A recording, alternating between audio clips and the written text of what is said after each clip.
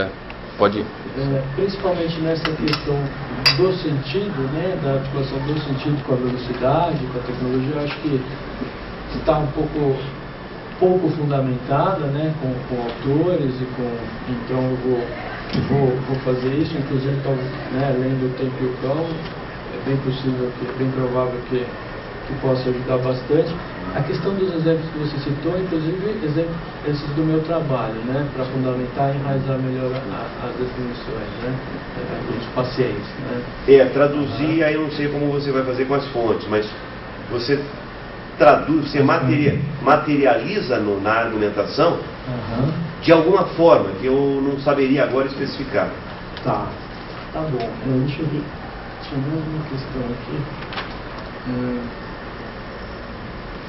Em relação à cultura do narcisismo, eu acho interessante, tem algum autor, que agora não estou me lembrando qual, que fala que a depressão é uma forma de egoísmo. Eu não sei se eu poderia, porque aí eu teria que fazer a ponte da questão tecnológica, da cybercultura, com a questão do egoísmo, do narcisismo. Né? Poderia ser, né?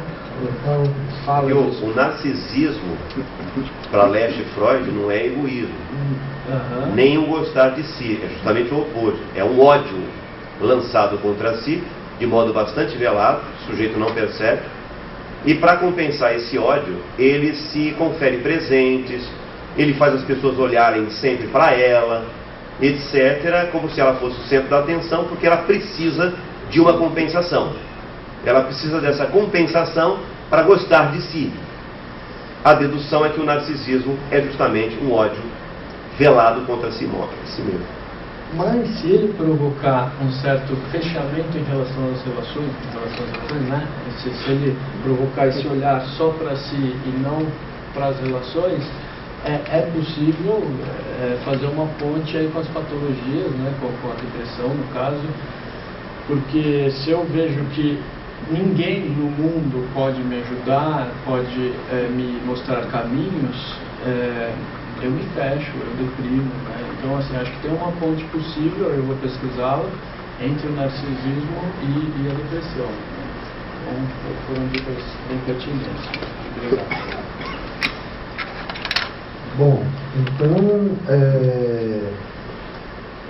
só para assim, concluir o que eu falei, é isso, assim, porque sempre dentro do pensamento do Heidegger, quando você vai juntar assim, alguma coisa que está presente, por exemplo, inserir tempo, alguma coisa depois, assim, a primeira coisa que te fala, cuidado com isso, né? E que isso é difícil, mas de modo algum, acho que isso, quando eu também falo isso, eu estou desencorajando, na verdade, eu acho que realmente tem, né, assim, se colocar em grandes projetos é interessante, sabe? Fazer o que é difícil é bom, né? Não é uma alerta no sentido de não mexe com isso, mas assim, pô, bom trabalho, tem um bom trabalho a fazer isso. Estruture bem essa ideia. Legal. Então é isso, eu gostaria de chamar agora para apresentar a Ângela Pintor, que vai apresentar o seu trabalho, intitulado Velocidade e Reconhecimento, Violência Cotidiana Reproduzida na Vida Social Democratizada. Por favor, Ângela.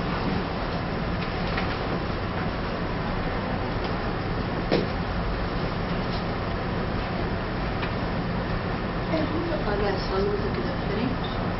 Não? Apagar a luz.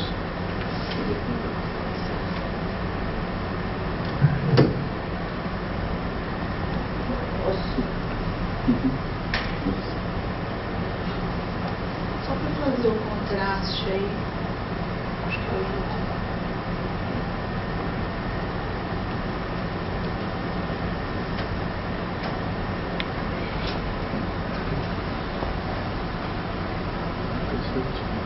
Bem, boa noite.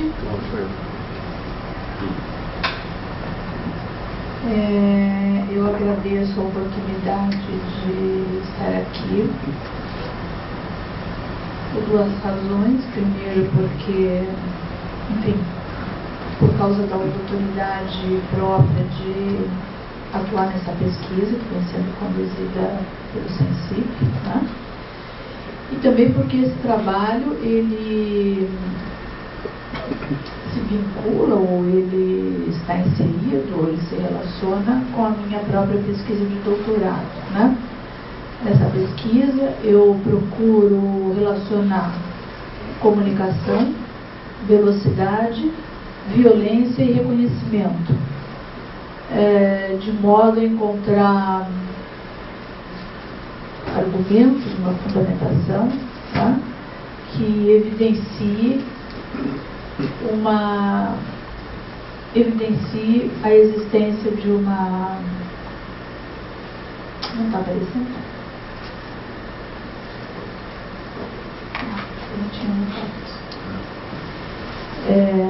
que evidencie a existência. Que evidencie a existência de uma espécie de um estado de deterioração ou uma dificuldade na experiência de reconhecimento, na medida em que a velocidade é atuada pelo sujeito nas relações intersubjetivas, né?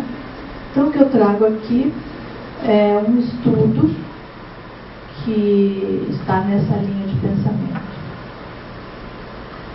A tese do estudo diz o seguinte, né, que a velocidade, quando ela é atuada pelo corpo e pela subjetividade, a velocidade, quando ela ganha status de valor social, né, e aí é reproduzida intuitivamente pelas pessoas, né, nas relações intersubjetivas.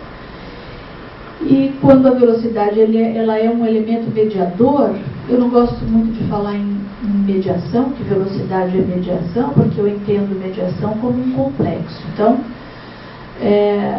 na minha compreensão, a velocidade ela é um elemento de uma rede de elementos que, no conjunto e nas relações que eles estabelecem entre eles, ali é que se processa a mediação, né?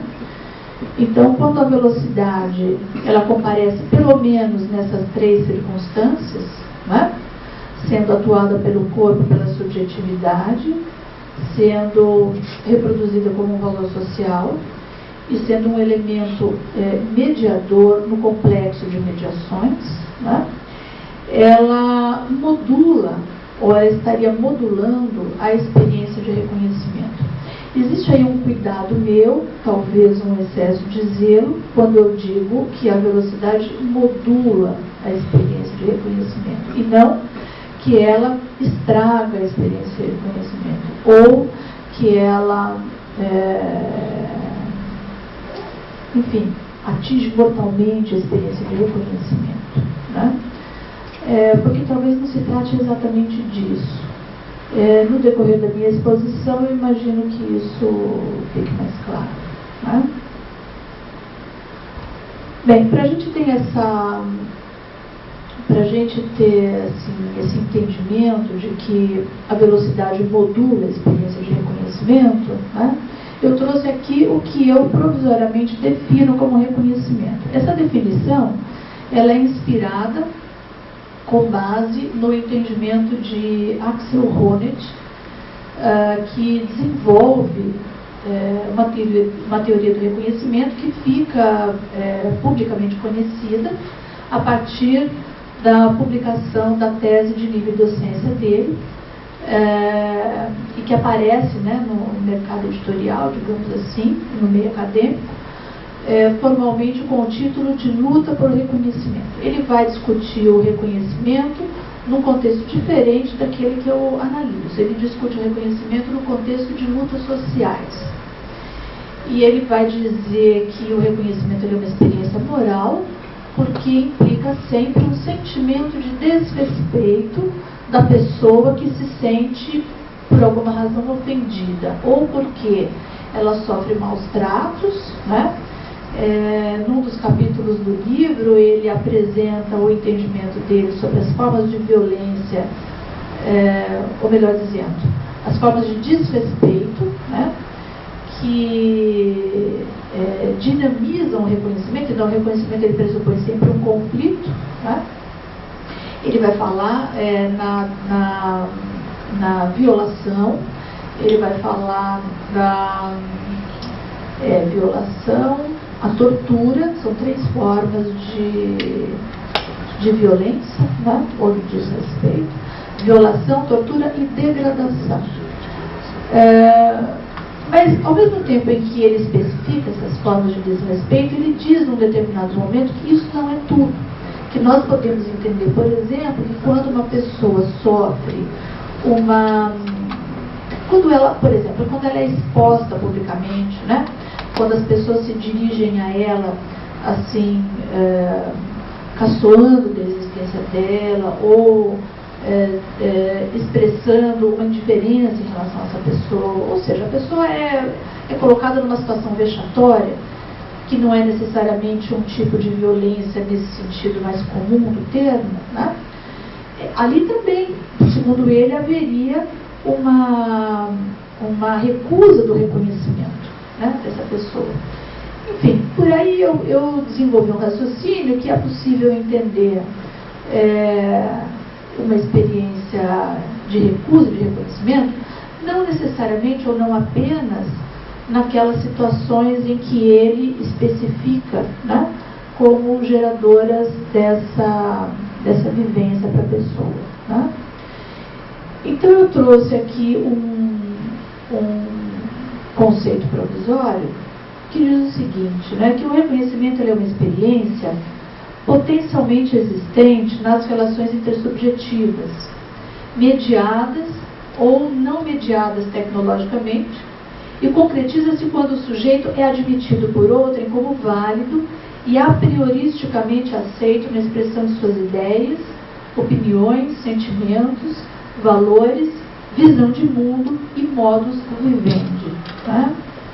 Por que uma experiência potencialmente existente? Porque eu tenho uma sensação de que o reconhecimento é aquilo que é uma possibilidade posta para as pessoas. É algo que está teoricamente, né, à disposição das pessoas, mas não é necessariamente, as pessoas não necessariamente lançam mão dessa experiência, não necessariamente se mobilizam ou caminham em direção a ela, ou têm consciência a respeito dela. Então, ela existe como uma potência que se concretiza ou não se concretiza, a depender do quê? A depender de condições de contexto, a depender, talvez, de uma opção da pessoa por uma espécie assim, de um modo de relacionamento com as outras pessoas, né? Ela pode depender de uma circunstância, ou seja, a pessoa ela tem o reconhecimento, né, como uma espécie assim, de um valor, né, que ela busca praticar cotidianamente, seja com quem for, mas ela pode estar metida numa determinada circunstância que é fortuito, né? E ali então algo escapa, né?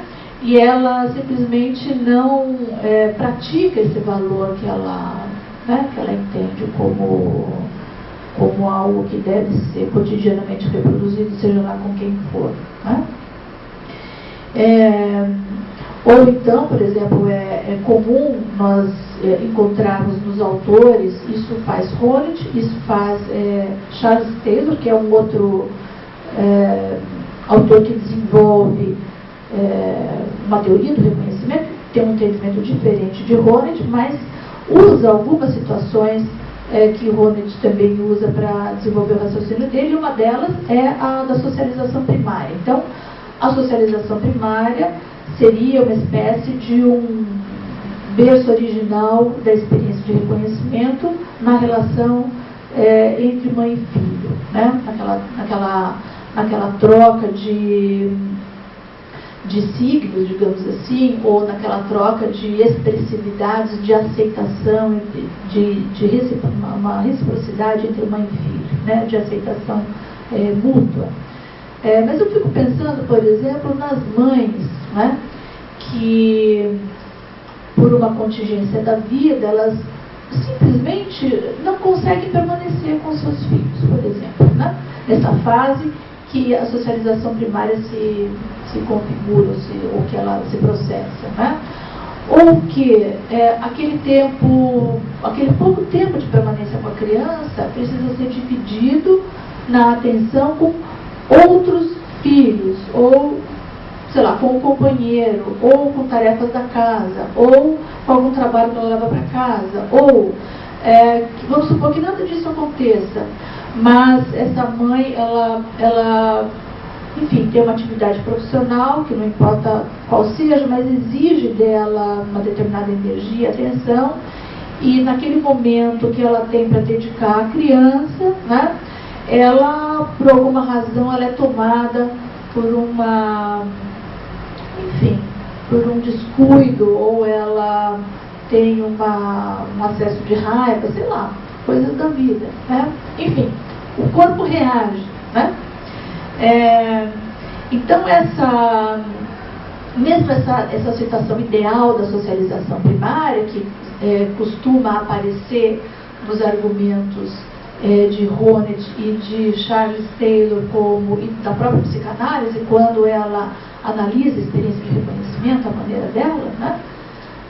Eu vejo que até nessas situações o reconhecimento ele não é uma experiência estável, ele não é uma experiência repetida, que acontece sempre, ou é sempre igual.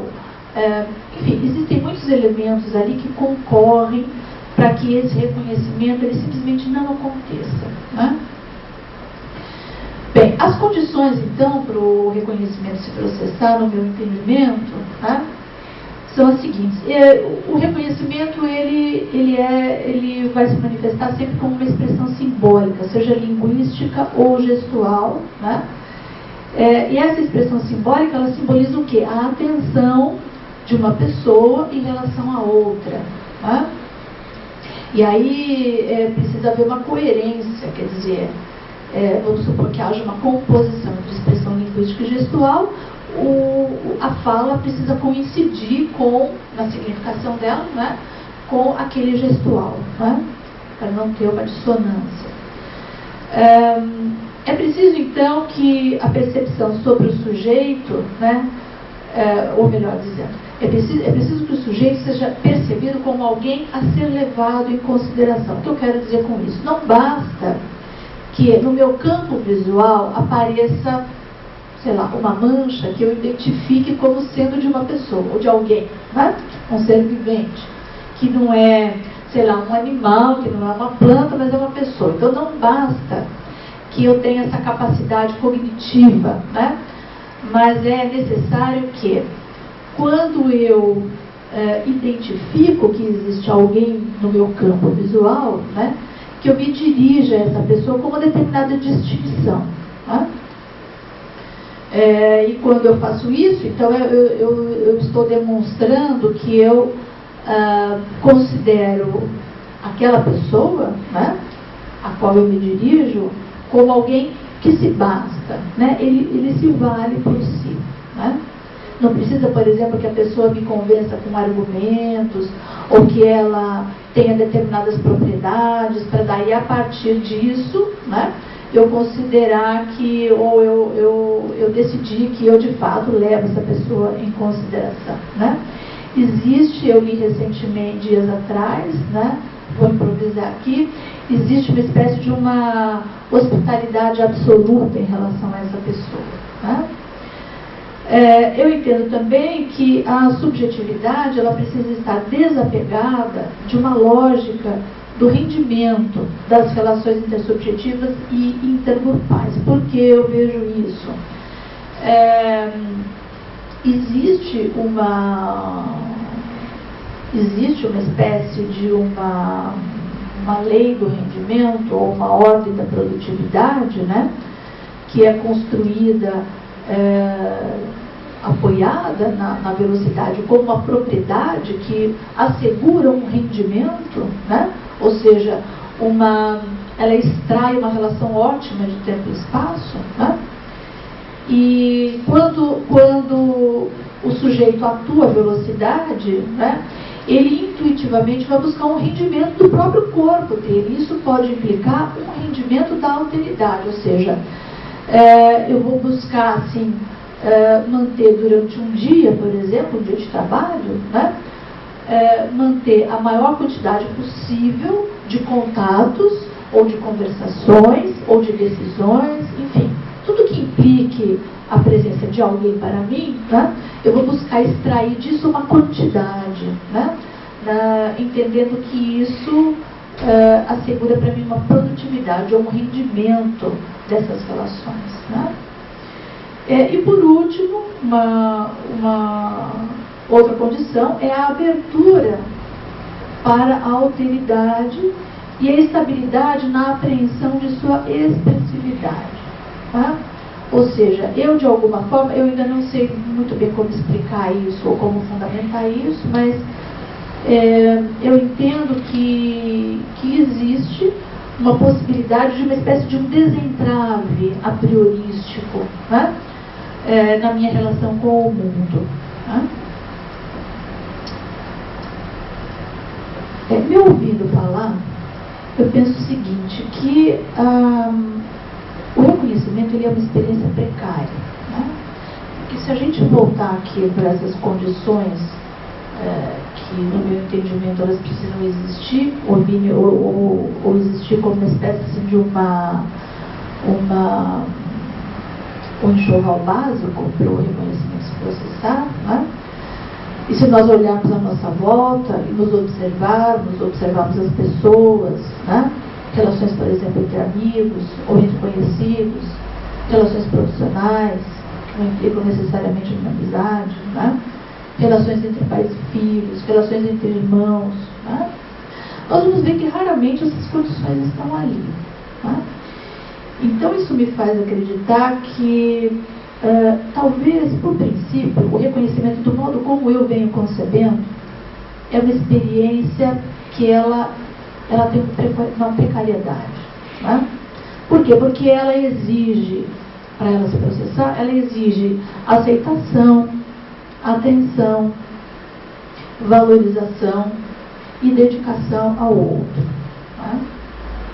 Quando nós encontramos, ou quando nós promovemos esse encontro, né, ou essa reflexão que vem acontecendo aqui, entre essa experiência do reconhecimento e a velocidade, né, ou seja, quando a velocidade é um elemento a mais nessa precariedade, eu fico pensando que o reconhecimento ele fica mais precário, quer dizer, intensifica essa raridade dele, né?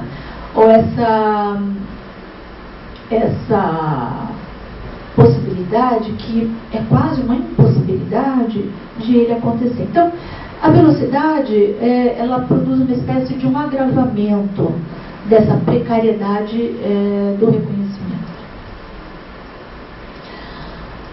As razões disso, né, é que o reconhecimento, por exemplo, ele é muito mais afeito ao tempo que passa, né? Quando a gente pensa nessa relação entre reconhecimento e velocidade, essa relação direta. Então, o reconhecimento ele é muito mais afeito ao tempo que passa, na demora, né? Porque para eu receber o outro, para eu me colocar para o outro com essa hospitalidade absoluta, como eu disse, né? Eu preciso me libertar, então, desse sentimento de urgência. E aí a fala da Bárbara me alertou para algumas coisas no meu raciocínio, né? Eu preciso me libertar desse sentimento de urgência, da necessidade da produtividade, né? O meu corpo, ele não pode buscar atuar a lógica do tempo real, né? Dessa imediatez, né? Corpo e subjetividade, esse conjunto, né? Precisam atuar, por exemplo, num modo reflexivo, né?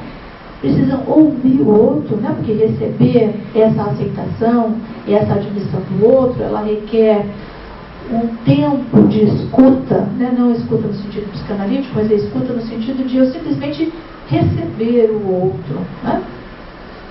Então, enquanto o outro se manifesta, é um tempo que corre, né?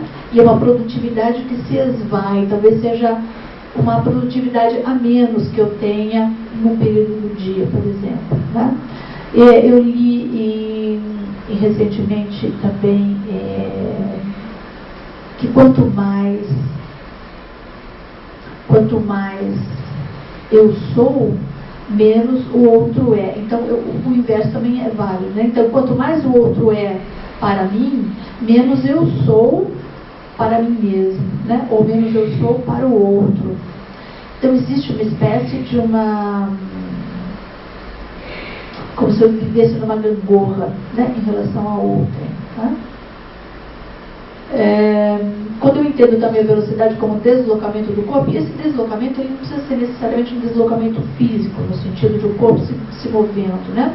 Mas eu posso ter, por exemplo, a minha subjetividade projetada. No meu texto, eu desenvolvi uma nota de rodapé com um argumento, com uma espécie de fazendo uma espécie de uma analogia, né?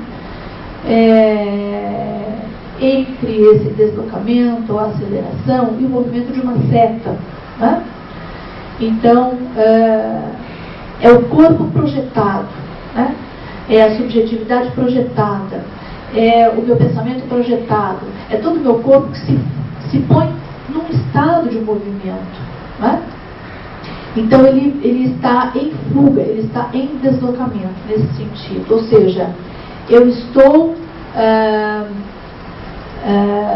tendendo, né, a me aliar do outro. Eu estou tendendo a assumir uma posição fugidia em relação ao outro, né?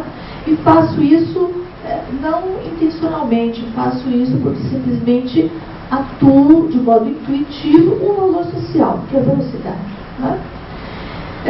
Fazendo isso, eu, consciente ou inconscientemente, busco uma produtividade, um rendimento da minha própria existência, né?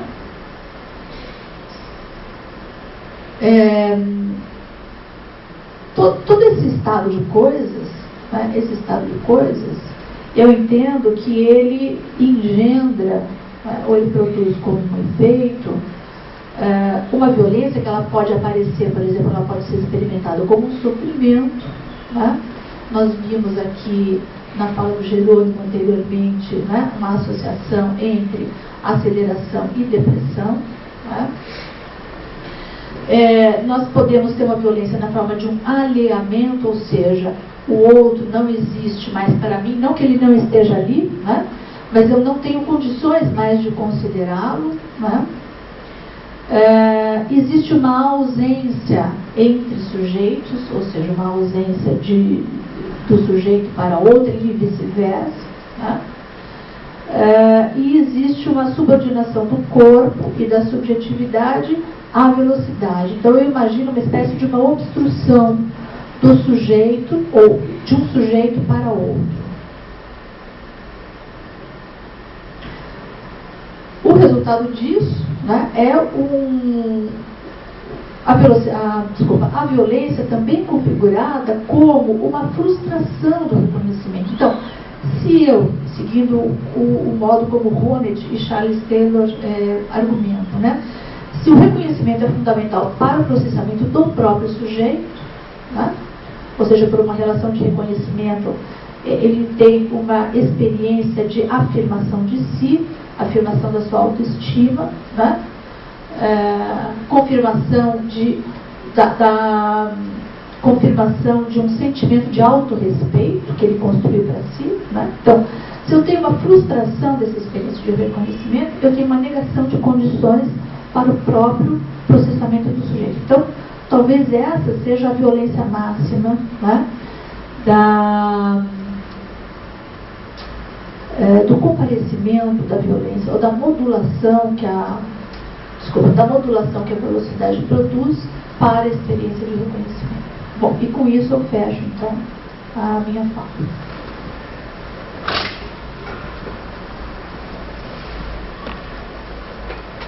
Bom, agradeço a Ângela pela apresentação.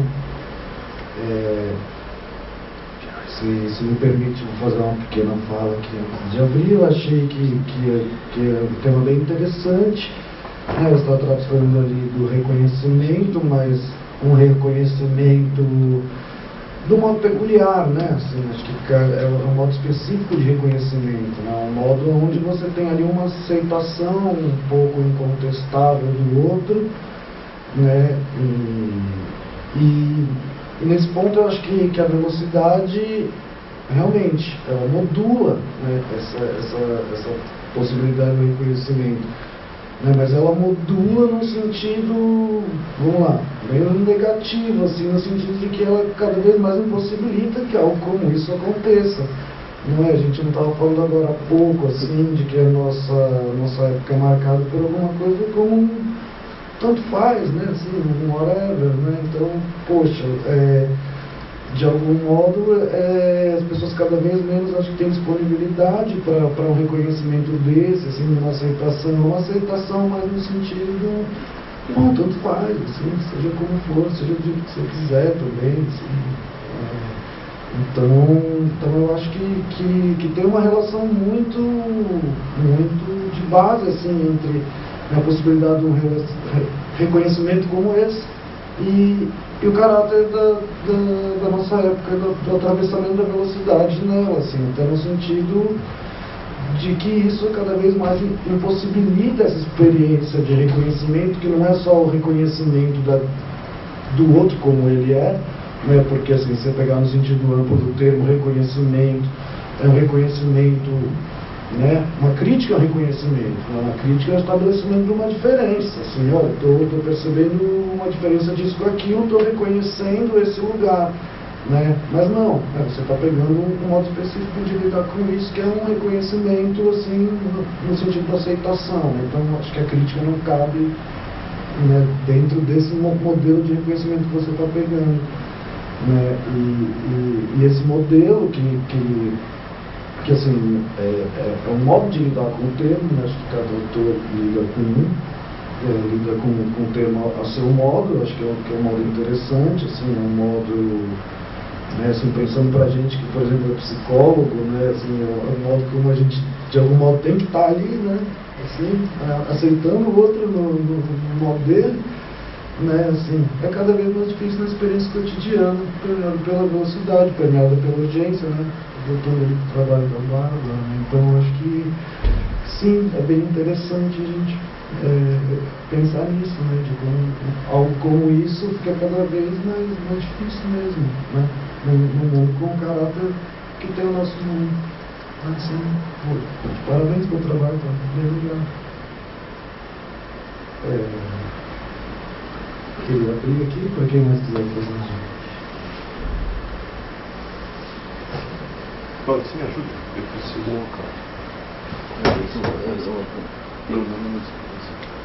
Ó. Eu estou precisando.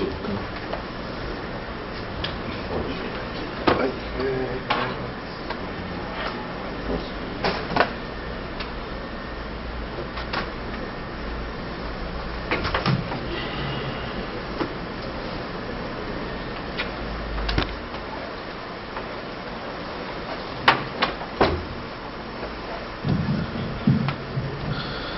Bom, Ângela, é um prazer conversar com você sobre o seu texto, que é a derivação da sua tese, num contexto que é o do nosso colóquio, quer dizer, para além dos contextos de orientação que têm sido recorrentes. Então, eu considero o capítulo da Ângela da maior importância na obra. Nós temos conversado muito sobre o tema, sobre a tese, e o que ela propõe o faz numa sinopse muito bem estruturada, logicamente constituída, uma ideia sendo serzida à outra.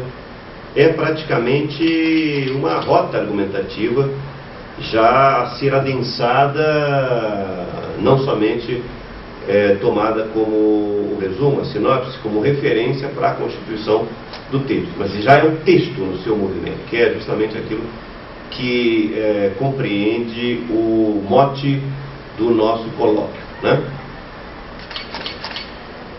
Apreende de forma clara o modo de inserção da velocidade no contexto temático do capítulo em desenvolvimento e atualiza o sentido de todos os conceitos trabalhados. Procura ler o reconhecimento em condições outras, ainda não lidas por autores tomados como fonte de inspiração.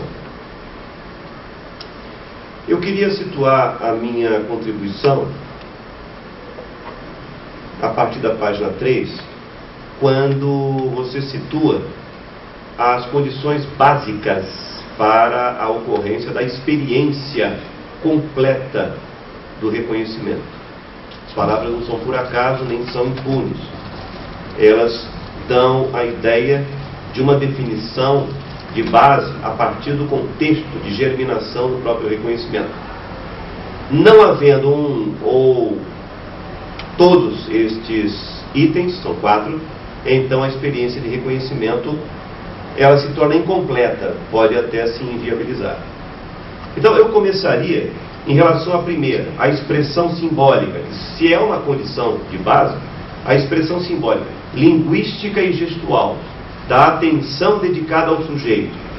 A expressão simbólica, sendo necessária a coerência entre a manifestação linguística e gestual, para afirmar a simbolização do interesse, quer dizer, deve haver autenticidade e não discrepância entre verbo e comunicação não verbal, entre linguagem e gesto, para afirmar a simbolização do interesse de outrem por ele. Pergunto, o reconhecimento não pode ser não verbal? Quando eu abraço alguém, mas não tenho absolutamente a necessidade de expressar linguisticamente o meu afeto, portanto não há equivalência autêntica entre linguagem e gesto, há apenas gesto do mais profundo quilate, a autenticidade posta, até com o coração na mão, como se diz, o afeto puro se dando. Não há reconhecimento. Em relação ao terceiro, uma subjetividade desapegada da lógica do rendimento das relações interpessoais e intergrupais e livre do interesse pela produtividade que pode ser extraída de sua relação com a alteridade. Sobre esse ponto especificamente, eu tenho uma questão logo abaixo. Eu tenho que comentar que, na realidade, o quarto item é o mais importante de todos, no meu modo de entender. Eu explico na sequência por quê. A abertura para a alteridade e a estabilidade na apreensão da sua expressividade, quer dizer, a abertura, fundamentalmente, é o item principal e engole o segundo. Havendo abertura para a alteridade e apreensão de sua expressividade, então eu vou perceber o sujeito como alguém a ser levado em consideração. Então, o 4, ele atende, ainda que não abranja de todo, o 2. Agora, um comentário sobre os 4. Se eu estou comentando as condições de germinação do reconhecimento na sua expressão completa, então eu já estou trabalhando a definição. Esses 4 itens, eu diria que são 3, esses 4 itens constroem pressupostamente as condições possíveis para o reconhecimento na rede e fora dela. E o item 2 me permite considerar que a abertura que eu tenho para a alteridade pode se dar sem a necessidade de que o outro compareça no campo visual, no meu campo visual. Então, aquilo que você cita como comunicação em tempo real, no primeiro parágrafo, fica abonado, ou seja, está plenamente válido. O reconhecimento, no seu texto, aqui, não é, evidentemente, algo circunscrito à comunicação interpessoal não mediada tecnologicamente. Então, abrange também as relações em rede. Porque o item 2 está dizendo que ele não precisa comparecer no meu campo visual. Ok, então, a abrangência às experiências de reconhecimento ganhou, nessa versão do texto, uma consistência que cobre um maior número de experiências que nós vivemos, já evidentemente assumindo como campo de estudo sobre o reconhecimento aquilo que se passa em contextos de rede, mesmo que você não foque, mesmo que não sejam a tua prioridade, mas pelo menos abre. Quer dizer, o reconhecimento é possível em condições de experiência do tempo real. Ele pode existir em condições locais. Quando, por exemplo, duas pessoas deixando-se levar pelo tempo, o tempo que passa, o tempo largo, o tempo lento, via Skype, durante 1 hora ali as pessoas se deixam levar, elas não estão presentes, uma se dedica à outra com uma grande atenção, uma abre-se à outra nas expressividades, nos gestos, etc. E essa experiência não pode deixar de ser tomada também como inclusa na cláusula do reconhecimento. Bom, se os itens constroem pressupostamente as condições possíveis por uma versão completa do reconhecimento, dentro e fora da rede, ainda assim, e essa é a ressalva, o reconhecimento só viceja, está dizendo o conjunto dos 4 itens. O reconhecimento só viceja em tempo mais lento, não somente em relação ao tempo que passa. O tempo que passa é um tempo vivido, aqui e agora. Não, mas nós precisamos sentir que o tempo é lento e nós nos entregamos ao objeto, entregamos-nos às relações. Nós sentimos que o tempo é denso, não é só o tempo que passa. O tempo é vivido, profundo. É um tempo vivido com intensidade. Você sente que ganhou o dia ali. Você vive 5 dias, 1 semana, em 2, 3 horas. O Virílio trata do tema da intensidade como sendo justamente aquilo que valida uma vida mais curta. E ele se pergunta em Guerra Pura: hoje, o sentido da vida na cronologia deve ser revisto. Vale mais a pena viver 70 anos, mas com um sentido de vida abalado, ou viver 40 intensamente? De toda forma, o reconhecimento só viceja em tempo mais lento. Isso é outra coisa do que o tempo que passa. Em tempo menos acelerado. Então, o fato de o reconhecimento vicejar em tempo mais lento, e assim reconheci isso no seu texto, é já uma crítica ao estágio atual da civilização mediático-democrática. E o texto, portanto, ganha envergadura tensional. Mas, ao mesmo tempo, justamente porque está vinculado a um tempo mais lento, a um tempo menos acelerado, o texto, e preliminarmente estamos com uma sinopse, e eu preciso fazer essa sinalização para o trabalho até o texto final, ao mesmo tempo, o seu texto, ele não pode ser objeto da mesma ressalva que eu fiz ao resumo do Jerônimo, ou seja, uma melancolia cultural e histórica, no sentido de que, então, o reconhecimento, ele é mais próspero em condições que não as contemporâneas.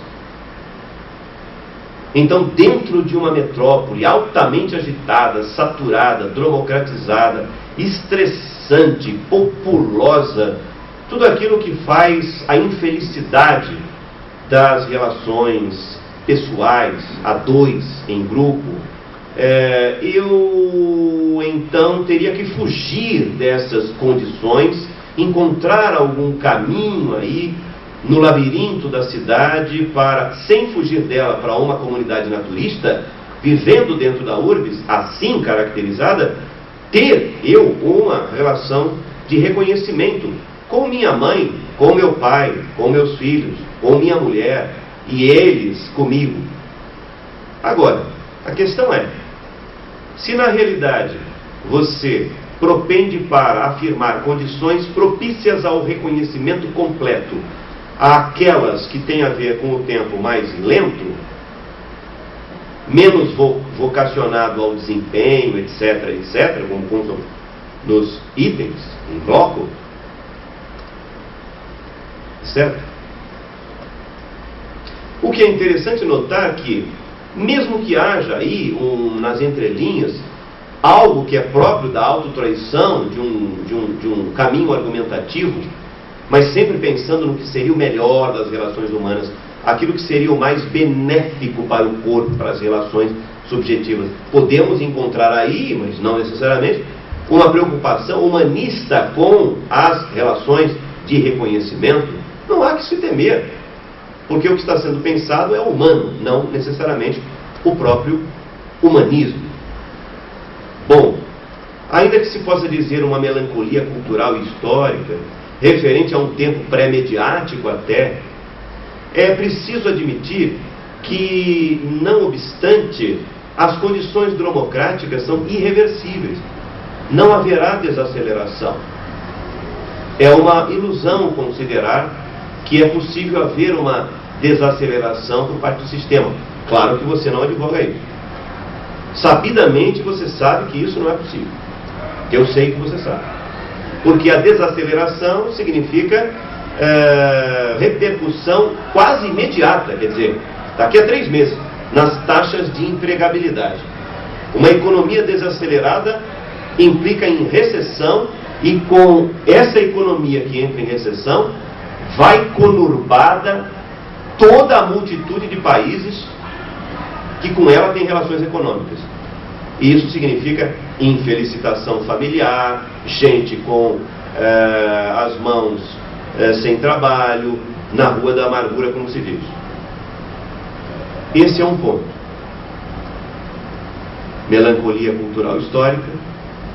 Por outro lado, condições democráticas irreversíveis, chamando-nos a dar conta dessas relações e tentando reconhecer o outro, tentando fazer com que o outro se encaixe dentro daqueles 4 itens, minimamente, mas em condições urbano-democratizadas. Por outro lado, em relação ao tempo que passa, nós consideramos, e é fato, tendo a concordar, que relações de reconhecimento se fundam no tempo denso. É preciso haver dedicação. Isso toma tempo. Não há necessidade, evidentemente, de ter 3 horas. É necessário haver espírito de abertura para que dentro desse tempo haja experiência de reconhecimento. Então eu digo, não adianta haver tempo que passa, tempo largo, tempo mais lento, se não houver essa abertura radical na direção do outro, que é o item 4, que para mim é fundamental. Eu disse que eu ia voltar a ele. Se não houver essa abertura, não adianta absolutamente nada. Essa abertura é fulcral para dar conta de todos os itens, os 3 itens anteriores. Então, o argumento de que para haver reconhecimento é preciso haver tempo, é preciso haver condições menos aceleradas, é preciso que nós estejamos fora do princípio do desempenho. Eu acho que a questão está ao lado. Ela está ao lado. Tudo isso são fatores inermes. Eu posso ter tempo e não ter a experiência de reconhecimento do outro, e o outro a mesma coisa comigo. Eu posso ter experiência presencial, fora da rede, sem aquela compulsão imediatista. Posso. Mas se eu não tiver abertura, eu não estou me referindo a questões românticas do tipo, se eu não tiver afeto, se eu não tiver amor. Não, eu estou me referindo à abertura. Isso nos remete a uma filosofia existencialista, fenomenológica, ontológica. Penso em Heidegger, fundamentalmente. O humano é o aberto para o aberto. A abertura radical é o fundamento do reconhecimento. E aí eu propendo a admitir que o reconhecimento seja possível, e eu coloco isso para você, como hipótese, não como conhecimento estatuído, porque a pesquisadora do tema é você, e eu dependo que você traga para mim os resultados dessa experiência, e nelas acreditarei. E já praticando o reconhecimento, tenho abertura para acolher essas conclusões, mesmo que de partida eu havia colocado não ser possíveis. Mas eu acolho porque quem fez a pesquisa não fui eu. Então eu estou aberto à expressividade, à autenticidade, à veracidade com que você vai nos brindar no seu texto e na sua tese, não é? Agora, eu tenderia conjecturalmente a admitir que se o principal é a abertura, eu posso estar aberto ao outro e com o outro estar vivendo uma relação de aceleração, dromocratizada, meio agitada.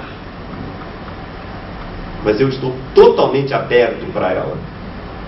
E eu pergunto, se vale a experiência da intensidade contra a experiência quantitativa, do tempo que passa, do tempo lento, então eu tenho que admitir que 15 minutos para mim, de abertura radical em relação a quem eu prezo, é muito mais importante e marca mais a minha vida, e eu posso passar a ela uma vida inteira, que ela talvez nunca mais esqueça, do que se eu viver com ela durante 30 anos e não ter uma experiência de reconhecimento profundo. Eu estou exagerando, mas eu tenho certeza que vocês sabem que essa experiência existe.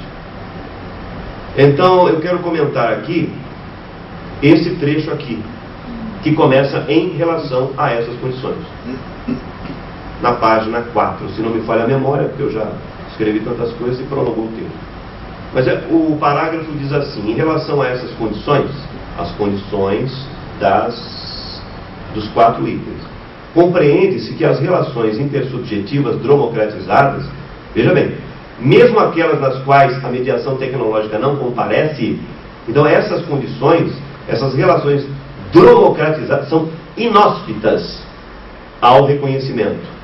Eu tendo a admitir, mas eu preciso de exemplos em relação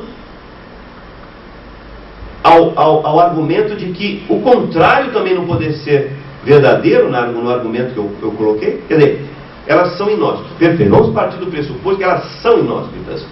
O que significa ser inóspito? Então, o reconhecimento é bloqueado? É comprometido? Ou é apenas dificultado? A ele se criam obstáculos contornáveis. O que é inóspito? Então, aquela noção, aquele verbo que você usou, que a velocidade, os regimes de velocidade, eles modulam a experiência de reconhecimento. Enfim, eu sei que você, nesse campo, já tem conclusões. Mas como está na linha do argumento, eu digo: bloqueia, compromete, impede ou apenas requalifica, modula, torna-o incompleto, mas não o abole. Isso ocorre, continua o texto, porque a velocidade, ocorre o quê? O caráter inóspito do contexto das relações dromocratizadas em relação ao reconhecimento. Então, isso ocorre porque a velocidade, sendo assimilada como valor e como lógica articuladora da vida social, reproduzida por hábitos, a velocidade é atuada por sujeitos e qualifica a interação. Quer dizer, a velocidade não é um mero epifenômeno externo. Ela é incorporada, ela é atuada pelo sujeito. Subordinados à aceleração da vida social, já está explicando por que a vida dromocratizada torna o reconhecimento dificultado. O contexto é inóspito. Então, subordinados à aceleração da vida social, corpo e subjetividade encontram-se em condições circunscritas ao vetor velocidade. Corpo e subjetividade expressam-se condicionados ao que a aceleração permite. Então, a aceleração é o limitador. Em relação à apreensão da alteridade e à disposição para ela, no sentido de se estar aberto e disponível para recebê-la no modo como ela expressa suas ideias, seus sentimentos, suas fantasias, sua visão de mundo e seu modus vivendi. São 5 itens que ficam preteridos no contexto de dromocratização da apreensão da alteridade e a disposição para ela, não é? Então você vincula o sentido inóspito há certas condições para o reconhecimento e elas são democratizadas, por aí vai local, etc, etc. Como produtividade no campo do trabalho, na esfera do lazer. E você então, mais desdobradamente, você vincula esse caráter inóspito, impeditivo do reconhecimento na sua completude a essa limitação imposta pela velocidade, porque ela, de alguma forma, condiciona corpo e subjetividade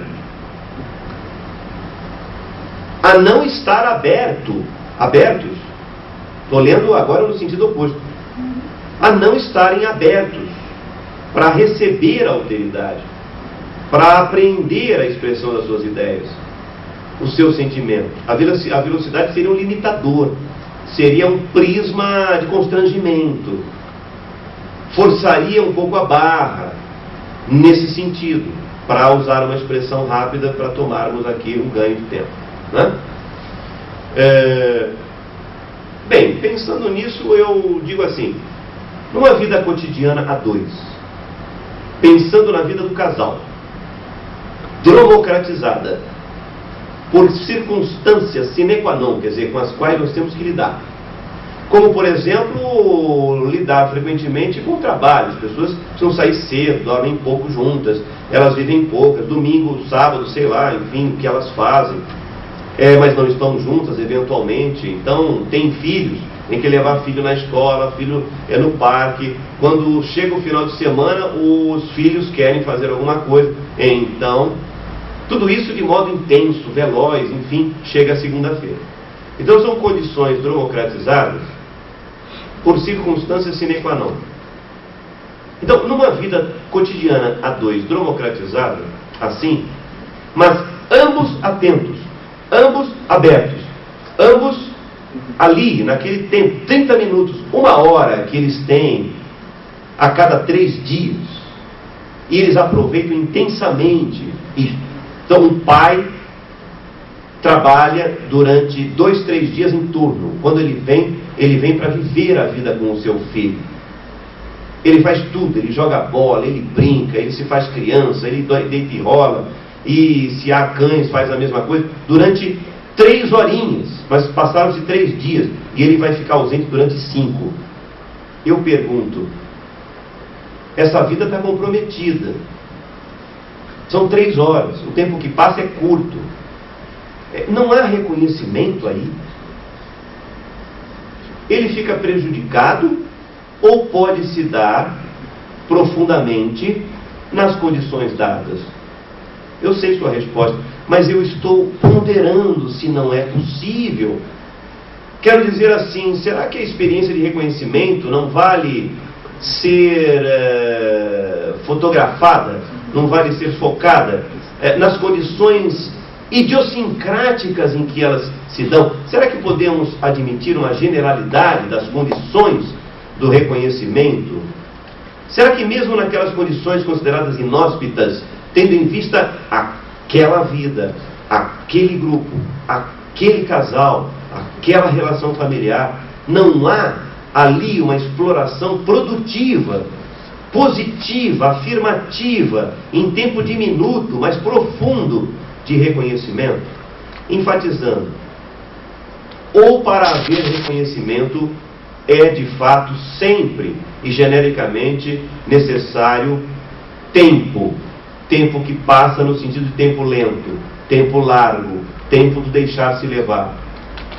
Se sim, se é sempre necessário tempo largo, tempo que passa, tempo profundo, então eu lembro que eu disse que eu ia enfatizar, o tempo, no fundo, é inerme. Não adianta haver tempo se, por exemplo, 2 pessoas em relação não estão abertas ao reconhecimento mútuo. E você diz assim, o modus vivendi, não é? Reconhecimento é uma experiência mais afeita à vivência psíquica e social do tempo que passa. Eu, sinceramente, tenderia a concordar, mas eu estou vendo questões de filigrana. Eu estou vendo, focando entrelinhas. E através das entrelinhas eu cheguei à praxis, porque eu já vi relações assim, do tempo que passa, do que ao tempo tecnológico. Quer dizer, elas estão mais propensas à vivência psicossocial do tempo que passa, e menos do tempo tecnológico experimentado e reproduzido como fugacidade do instante. Mesmo que em condições democratizadas seja possível admitir o prenúncio.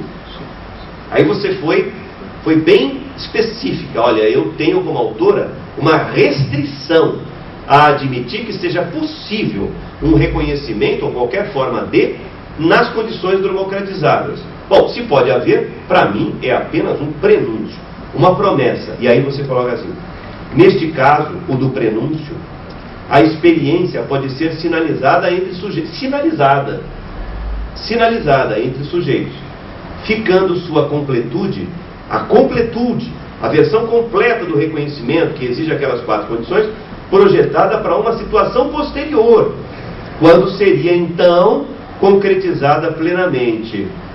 E aí eu escrevi assim no seu texto: e quando ou se essa situação posterior, que seria concretizada posteriormente, projetada, nunca ocorre, o reconhecimento fica sempre incompleto? É possível medir essa intensidade, essa incompletude? Como é que se mede? Bom, fica incompleto, porque as pessoas sentem que esse reconhecimento é insatisfatório. Como se mede? Elas têm consciência de que é insatisfatório? Será que elas estão preocupadas com o reconhecimento, ou elas acham que a relação em que elas estão imersas está ok? Até que ponto podemos nos basear na consciência dos próprios sujeitos? Ou nós podemos interpretar genericamente a vida de todos os sujeitos e coagulá-los em campos de experiência e dizer assim: bem, meus queridos, vocês vivem relações democratizadas. Nem pensem que aí